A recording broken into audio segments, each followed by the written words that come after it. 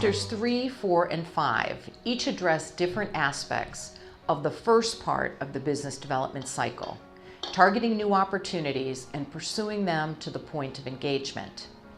Because this activity is at the heart of the process of building and sustaining a practice over the course of your career, a good bit of time is devoted to discussing best practices and strategies for implementing the targeting of new opportunities.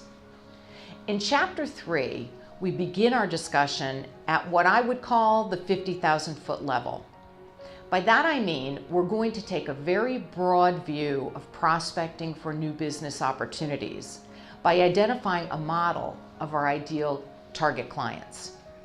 We know that the business people walking up and down Main Street of our particular city of residence are not all prospective clients.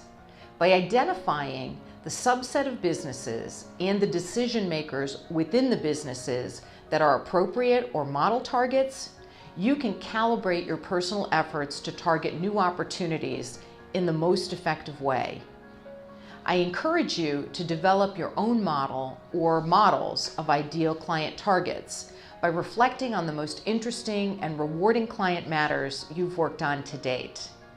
By studying your own career experience in this way, you'll develop a pretty clear idea of the type of business or entity you want as a client.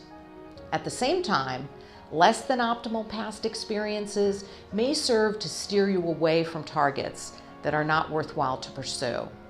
Once you have a model, or maybe a few models, of the ideal clients for your practice, you can move from the general to the specific and figure out who you know now in the business community that may lead you to ideal client engagements.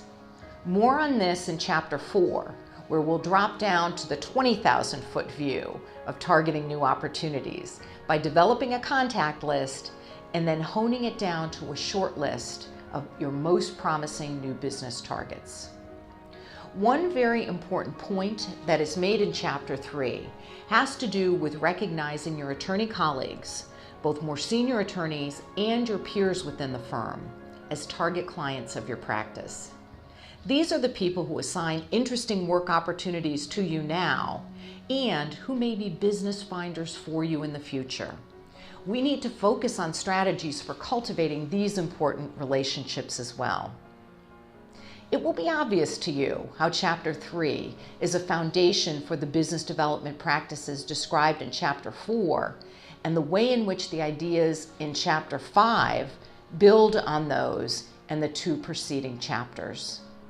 Take your time, do the exercises, invest in taking charge of your legal career by learning and beginning to integrate these key business building activities. Let's get started.